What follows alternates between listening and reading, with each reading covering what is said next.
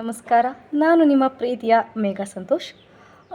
ನಾನು ಈಗ ಕೆಲವು ದಿನಗಳ ಹಿಂದೆ ಗುಟ್ಟೊಂದು ಹೇಳುವೆ ಪುಸ್ತಕದ ಬಗ್ಗೆ ಒಂದು ರಿವ್ಯೂ ಮಾಡಿದ್ದೆ. ಸೊ ನಾನು ಸಾಮಾನ್ಯವಾಗಿ ಪುಸ್ತಕಗಳನ್ನ ಓದ್ತೀನಿ, ಅದ್ರ ಬಗ್ಗೆ ರಿವ್ಯೂಸ್ ಎಲ್ಲ ಬರಿತಾ ಇರ್ತೀನಿ. ಹೀಗೆ ನನಗೆ ಒಬ್ಬರು ಕೇಳಿದ್ದು, ಮೇಘ ಅವರೇ, ನೀವು ಚಿಕ್ಕ ವಯಸ್ಸಿನಿಂದ ನಿಮಗೆ ಪುಸ್ತಕ ಓದೋ ಹ್ಯಾಬಿಟ್ಸ್ ಇದೆ, ಅದಕ್ಕೆ ನಿಮಗೆ ಏನೂ ಅನಿಸಲ್ಲ, ಅದ್ರ ಬಗ್ಗೆ ಬೇರೆಯವರಿಗೆ ಮಾಹಿತಿ ಕೊಡೋಣ ಅಂತ ಅನಿಸುತ್ತೆ. ಆದರೆ ಪುಸ್ತಕ ಓದೋ ಹವ್ಯಾಸನೇ ಇಲ್ದಿದ್ದವರು ಏನು ಮಾಡಬೇಕು ಅಂತ ಕೇಳಿದ್ರು. ಸೊ ನನಗೆ ಆವಾಗ ಅನ್ನಿಸ್ತು, ಬಹುಶಃ ಇದು ಅವರೊಬ್ಬರ ಪ್ರಶ್ನೆ ಅಲ್ಲ, ತುಂಬ ಜನರಿಗೆ ಈ ಪ್ರಶ್ನೆಗಳಿರ್ಬೋದು, ಪುಸ್ತಕ ಓದೋ ಹವ್ಯಾಸವನ್ನು ಬೆಳೆಸ್ಕೊಳ್ಳೋದು ಹೇಗೆ ಅಂತ. ಸೊ ಹೀಗಾಗಿ ಒಂದು ಸಣ್ಣ ವಿಡಿಯೋ ಮೂಲಕ ನಾನು ಅದನ್ನು ಹೇಳಿದ್ರೆ ಇನ್ನೊಂದಿಷ್ಟು ಜನಕ್ಕೆ ಅದು ಹೆಲ್ಪ್ ಆಗಬಹುದು ಅನ್ನೋ ಕಾರಣದಿಂದ ಈ ವಿಡಿಯೋವನ್ನು ಮಾಡ್ತಾಯಿದ್ದೀನಿ. ಸೊ ಹೀಗಾಗಿ ಏನು ಹೇಳ್ಬೋದು ಅಂದರೆ, ಯಾವುದೇ ಒಂದು ಒಳ್ಳೆಯ ಹವ್ಯಾಸವನ್ನು ನಾವು ರೂಢಿಸ್ಕೋಬೇಕು ಅಂದರೆ ಅದನ್ನು ತುಂಬ ದಿನಗಳ ಕಾಲ ನಾವು ಪ್ರಾಕ್ಟೀಸ್ ಮಾಡಬೇಕು. ಸೊ ಹೀಗಾಗಿ ಯಾರಿಗಾರು ಹವ್ಯಾಸ, ಈ ಪುಸ್ತಕ ಓದೋ ಹವ್ಯಾಸ ರೂಢಿ ಮಾಡ್ಕೋಬೇಕು ಅಂದರೆ ಒಂದು 21 ದಿನ ಈ ಹವ್ಯಾಸವನ್ನು ನಾವು ಮಾಡ್ತಾ ಹೋಗಬೇಕಾಗುತ್ತೆ. ಹೇಗೆ? ಮೊದಲನೇದಾಗಿ ಫಸ್ಟ್ ಆಫ್ ಆಲ್ ದೊಡ್ಡ ಪುಸ್ತಕವನ್ನು ಓದ್ಬಿಡ್ತೀನಿ, ನನ್ನ ಹತ್ರ ಆಗ್ಬಿಡುತ್ತೆ ಅಂತ ಮಾಡೋಕ್ಕೆ ಹೋಗ್ಬಿಡಿ. ಚಿಕ್ಕ ಪುಸ್ತಕದಿಂದ ಶುರು ಮಾಡಿ. ಬೇಕಾದ್ರೆ ಒಂದೇ ಪೇಜ್ ಓದಿ ಅಂದ್ಕೊಳ್ಳಿ, ನಿಮ್ಗೆ ನೀವೇ ಅಂದ್ಕೊಳ್ಳಿ, ಇವತ್ತು ನಾನು ಈ ಪುಸ್ತಕದ ಒಂದು ಪೇಜ್ ಓದ್ತೀನಿ ಅಂತ ಅಂದ್ಕೊಳ್ಳಿ. ಸೊ ಯಾವತ್ತೋ ಒಂದಿನ ಓದೋಕ್ಕಾಗಿಲ್ವಾ, ಬಿಟ್ಬಿಡಿ, ತೊಂದರೆ ಇಲ್ಲ. ಸೊ ನಿಧಾನಕ್ಕೆ ಒಂದೊಂದೇ ಪೇಜ್ ಓದ್ತಾ ಹೋದಾಗ ಏನಾಗುತ್ತೆ, ಇನ್ನು ಬೇರೆ ಪುಸ್ತಕ ಓದೋಣ, ಬೇರೆ ಏನಾದರೂ ವಿಷಯ ತಿಳ್ಕೊಳ್ಳೋಣ ಅಂತ ನಮ್ಮ ಮೈಂಡು ನಮ್ಮನ್ನು ಪ್ರಿಪೇರ್ ಮಾಡುತ್ತೆ. ಇನ್ನೊಂದು, ಕೆಲವರಿಗೆ ಏನಾಗುತ್ತೆ ಅಂದರೆ ಕಲರ್ಫುಲ್ ಆಗಿರೋ ಪುಸ್ತಕಗಳು ಇಷ್ಟ ಆಗುತ್ತೆ. ಅಂದರೆ ನಮ್ಮ ಮೈಂಡ್ ಅದೇ ಥರ ಇದೆ, ನಮ್ಮ ಮೈಂಡ್ ಅಟ್ರ್ಯಾಕ್ಟ್ ಮಾಡುತ್ತೆ. ಸೊ ಹೀಗಾಗಿ ಚೆನ್ನಾಗಿರೋ ಕ್ವಾಲಿಟೀಸ್ ಅಂದರೆ ಚೆನ್ನ ಚಿತ್ರ ಇರುವಂತಹ ಪುಸ್ತಕಗಳನ್ನ ನೀವು ತೊಗೋಬಹುದು. ಇನ್ನೊಂದು ಏನು ಮಾಡಬಹುದು ಅಂದರೆ, ನಿಮ್ಮ ಜೊತೆ ಯಾವುದಾದ್ರು ಒಂದು ಪುಸ್ತಕವನ್ನು ಸದಾ ಇಟ್ಕೊಳ್ಳಿ. ನೀವು ಅದನ್ನು ತೆಗೆದು ನೋಡ್ತಿರೋ ಬಿಡ್ತಿರೋ ಅದು ಬೇರೆ ಪ್ರಶ್ನೆ, ಆದರೆ ಒಂದು ಪುಸ್ತಕವನ್ನು ನಿಮ್ಮ ಜೊತೆ ಸದಾ ಇಟ್ಕೊಳ್ಳಿ, ಅದನ್ನು ಆವಾಗ ನೋಡ್ತಾ ಇರಿ. ಈ ರೀತಿ ಕೂಡ ನಾವು ಪುಸ್ತಕ ಓದೋ ಹ್ಯಾಬಿಟ್ಸ್ನ ಮಾಡ್ಕೋಬೋದು. ಇನ್ನೊಂದಂದರೆ, ಒಂದು ಒಳ್ಳೆಯ ಸ್ಥಳವನ್ನು ಆಯ್ಕೆ ಮಾಡ್ಕೊಳ್ಳಿ. ನೀವು ಪುಸ್ತಕ ಓದಬೇಕು ಅಂತ ಅಂದ್ಕೊಂಡಿದ್ರೆ ತುಂಬ ಗಲಾಟೆ ಇರೋ ಪ್ಲೇಸಸಲ್ಲಿ ನಮ್ಮ ಕಾನ್ಸಂಟ್ರೇಷನ್ ಬರಲ್ಲ. ಹೀಗಾಗಿ ನಿಮಗೆ ಯಾವುದೊಂದು ಚಂದದ ಸ್ಥಳ ಅನಿಸುತ್ತೆ ಆ ಸ್ಥಳವನ್ನು ಆಯ್ಕೆ ಮಾಡ್ಕೊಳ್ಳಿ. ಆಮೇಲೆ ನಿಮಗೆ ನೀವೇ ಒಂದು ಚೌಕಟ್ಟನ್ನು ಹಾಕ್ಕೊಳ್ಳಿ. ನಾನು ಇವತ್ತಿಂದ ಪುಸ್ತಕ ಓದೋಕ್ಕೆ ಶುರು ಮಾಡ್ತೀನಿ, ನನ್ನ ಹತ್ರ ಆಗುತ್ತೆ, ನಾನು ಈ ಹವ್ಯಾಸನ ರೂಢಿ ಮಾಡ್ಕೋತೀನಿ, ಇದು ನನಗೆ ಆಗುತ್ತೆ ಅಂತ ನಿಮಗೆ ನೀವೇ ಒಂದು ಚೌಕಟ್ಟನ್ನು ಹಾಕ್ಕೊಳ್ಳಿ. ಸೊ ಈ ರೀತಿ ಮಾಡ್ಬೋದು. ಈಗ ಒಂದು ಫಾರ್ ಎಕ್ಸಾಂಪಲ್ ನಾನಿಲ್ಲಿ ಒಂದು ಹೇಳ್ತಾ ಇದ್ದೀನಿ ನೋಡಿ, ಆರ್ಟ್ ಆಫ್ ಸಕ್ಸಸ್. ಇದು ರಮೇಶ್ ಅರವಿಂದ್ ಅವರು ಬರೆದಿರುವಂತಹ ಪುಸ್ತಕ. ಇದು ನೋಡಿ ಎಷ್ಟು ಪುಟ್ಟದಾಗಿದೆ. ಇಲ್ಲಿ ನೋಡಿ, ಒಂದು ಲೈನ್ಸ್ನ ನಾನು ಓದ್ತೀನಿ.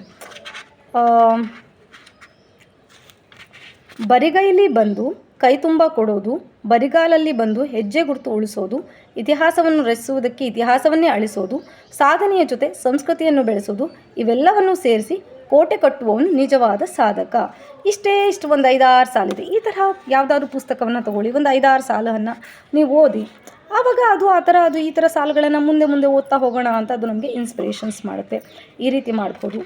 ಯಾಕೆ ಇದನ್ನು ಹೇಳ್ತಾ ಇದ್ದೀನಿ ಅಂದರೆ, ಇಂದಿನ ಕಾಲದಲ್ಲಿ ಎಲ್ರಿಗೂ ಎಲ್ಲ ಇದೆ, ಆದರೆ ಏನೂ ಇಲ್ಲ ಅಂತ ಒಂದು ಕೊರಗಿದೆ. ಯಾರಿಗೆ ಪುಸ್ತಕ ಓದೋ ಹವ್ಯಾಸಗಳಿರುತ್ತೋ ಅವರಿಗೆ ಯಾರೂ ಇಲ್ಲ ಅನ್ನೋ ಕೊರಗು ಬರೋದೇ ಇಲ್ಲ, ಯಾಕಂದರೆ ಅವ್ರ ಜೊತೆ ಪುಸ್ತಕ ಇರುತ್ತೆ. ಹೀಗಾಗಿ ಆಮೇಲೆ ಇನ್ನೊಂದು ಏನು ಮಾಡ್ಬೋದು, ಕರ್ನಾಳು ಬಾ ಬೆಳಕೆ ಅಥವಾ ಕ್ಷಣ ಹೊತ್ತು ಅಣಿಮುತ್ತು, ಈ ಥರ ಪುಸ್ತಕಗಳನ್ನ ತೊಗೊಳ್ಳಿ. ಇಲ್ಲಿ ನೋಡಿ, ಇದು ಕೇವಲ 1-2 ಪೇಜ್ ಇರುತ್ತೆ. ಸೊ ನೀವು ಈ ಥರ ಪುಸ್ತಕಗಳನ್ನ ಓದಿದಾಗ ಏನಾಗುತ್ತೆ, ಇದೆಲ್ಲ ತುಂಬ ಇನ್ಸ್ಪಿರೇಷನ್ ಸ್ಟೋರೀಸು, ತುಂಬ ಕಥೆಗಳ ರೂಪದಲ್ಲಿದೆ, ತುಂಬ ಇಷ್ಟ ಆಗುತ್ತೆ. ಆವಾಗ 1 ಪೇಜು 2 ಪೇಜು ಆರಾಮಾಗಿ ಓದ್ಬೋದಲ್ವಾ.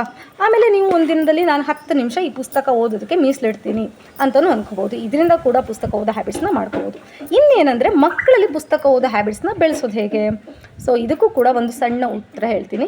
ಮೊದಲನೇದಾಗಿ, ಮಕ್ಕಳಿಗೆ ನಾವು ಎಷ್ಟೊಂದು ಆಟಿಕೆ ಸಾಮಾನು ತೆಗೆಸ್ಕೊಡ್ತೀವಿ, ಅವ್ರು ಕೇಳಿದೆಲ್ಲ ತೆಗೆಸ್ಕೊಡ್ತೀವಿ. ಅದ್ರ ಜೊತೆ ನೀವೇನು ಮಾಡಿ, ಮನೆಗೆ ಬರ್ತಾ ಅವರಿಗೆ ಒಂದು ಕಲರ್ ಪೆನ್ಸಿಲ್ ತಂದುಕೊಡಿ, ಅದ್ರ ಜೊತೆ ಬಣ್ಣ ತುಂಬುವಂಥ ಒಂದು ಪುಸ್ತಕವನ್ನು ತಂದುಕೊಡಿ. ಆವಾಗ ಅದು ಏನಾಗುತ್ತೆ, ಆ ಪುಸ್ತಕದ ಬಗ್ಗೆ ಪ್ರೀತಿ ಬರ್ತಾ ಹೋಗುತ್ತೆ. ಅದಾದಮೇಲೆ ಏನು ಮಾಡ್ಬೋದು ಅಂದರೆ, ಚಿಕ್ಕ ನೀತಿ ಕಥೆಗಳಿರುವಂತಹ ಪುಸ್ತಕ, ತೆನಾಲಿ ರಾಮಂದ್ ಆಗಿರ್ಬೋದು, ಅಕ್ಬರ್ ಬೀರ್ಬಲ್ ಆಗಿರ್ಬೋದು, ಆದರೆ ಅದರಲ್ಲಿ ಕಲರ್ಫುಲ್ ಆಗಿರಬೇಕು, ಕಾರ್ಟೂನ್ಸ್ ಚಿತ್ರ ಎಲ್ಲ ಬಿಡಿಸಿರಬೇಕು. ಅಂತಹ ಪುಸ್ತಕವನ್ನು ಮಕ್ಕಳಿಗೆ ತಂದುಕೊಟ್ಟಾಗ ಅವರು ನಿಧಾನಕ್ಕೆ ಅದು ನೋಡ್ತಾರೆ, ಓದ್ತಾರೆ. ಒಂದೇ ಸಲ ಎಲ್ಲ ಓದಲ್ಲ ಮಕ್ಕಳು, ನಿಧಾನಕ್ಕೆ ನೋಡ್ತಾರೆ. ಅದನ್ನು ನೋಡಿ ಅವ್ರಿಗೆ ಖುಷಿ ಆಗುತ್ತೆ, ನಿಧಾನಕ್ಕೆ ಓದೋದಕ್ಕೆ ಟ್ರೈ ಮಾಡ್ತಾರೆ. ಇನ್ನೂ ಒಂದು ಬೆಸ್ಟ್ ಏನು ಮಾಡಬಹುದು ಅಂದರೆ, ಆದಿತ್ಯವಾರ ಎಲ್ಲರಿಗೂ ಫ್ರೀ ಇರುವಂತಹ ಸಮಯ, ಆ ದಿನ ನಿಮ್ಮ ಮನೆಯಲ್ಲಿ ಇರೋರಿಗೆಲ್ಲ ಒಂದು ರೂಲ್ಸ್ ಹಾಕ್ಕೊಳ್ಳಿ.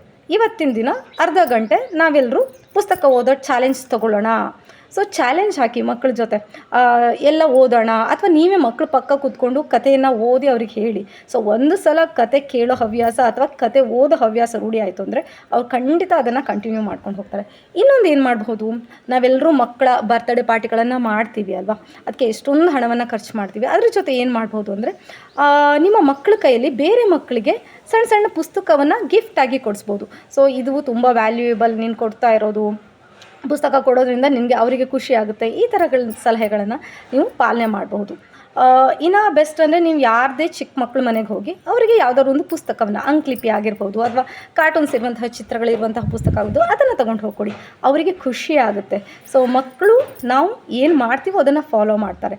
ಹೀಗಾಗಿ ನೀವು ಅದನ್ನು ಓದ್ತಿರೋ ಬಿಡ್ತಿರೋ, ಜಸ್ಟ್ ಕೈಯಲ್ಲಿ ಹಿಡ್ಕೊಂಡು ನೋಡೋಕ್ಕಾದ್ರೂ ನೋಡಿ.